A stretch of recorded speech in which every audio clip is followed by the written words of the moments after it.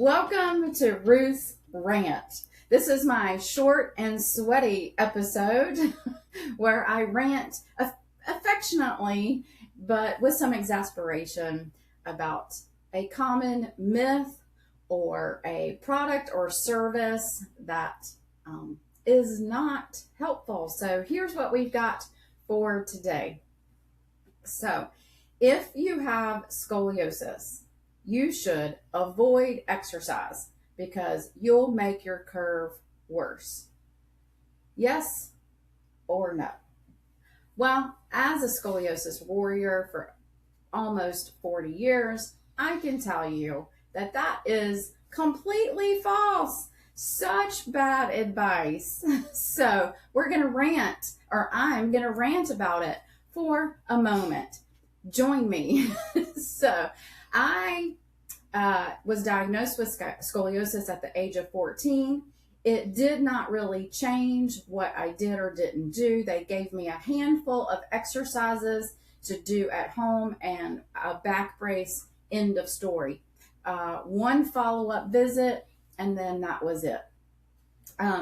And thankfully, as the Lord would have it, I was in marching band and I was very active. And so that actually probably helped me tremendously.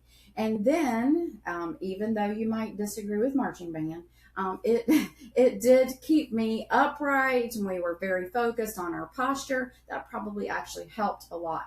And then in college, I began lifting weights, walking and running, step aerobics, and doing, well, what did we call it back then? Aqua aerobics. And so I still continue to be very active. But probably what helped the most at that time, but I didn't realize it was helping, was doing the strength training. So I've been strength training ever since. So that's probably why I really did not experience much pain with my scoliosis until I hit my early 40s.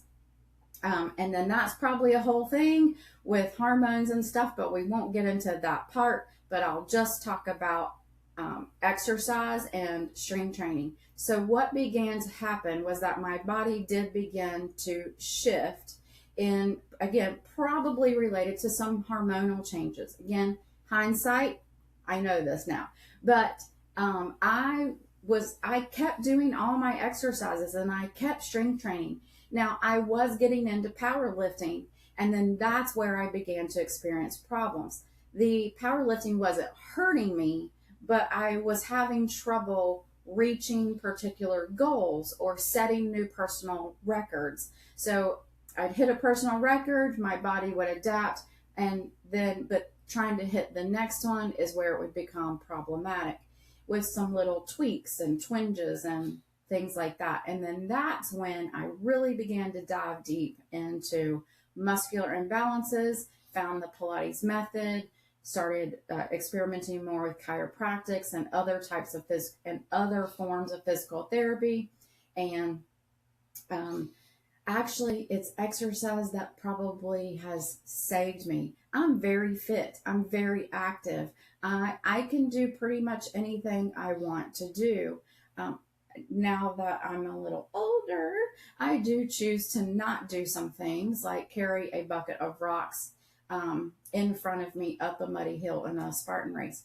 But I did do it at one time. I'm choosing not to do it now. But anyway, it doesn't limit me. And so the whole rant is you should be doing exercise. No matter whether you have scoliosis or not, you should be exercising. Now, what that looks like, what type, what form, how many sets, how often, all of that's going to vary from person to person. So here's what I recommend. I recommend that you find a movement specialist.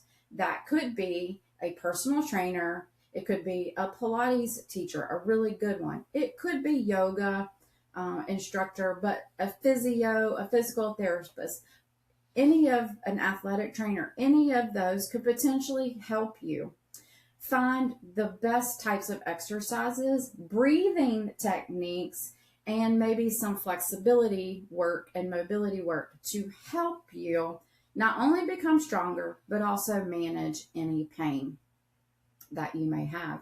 So that should take care of it, right? If you need some suggestions, just let me know. But start with finding a really good movement specialist who is willing to work with you to help you figure out the best forms of exercise for you and your scoliosis.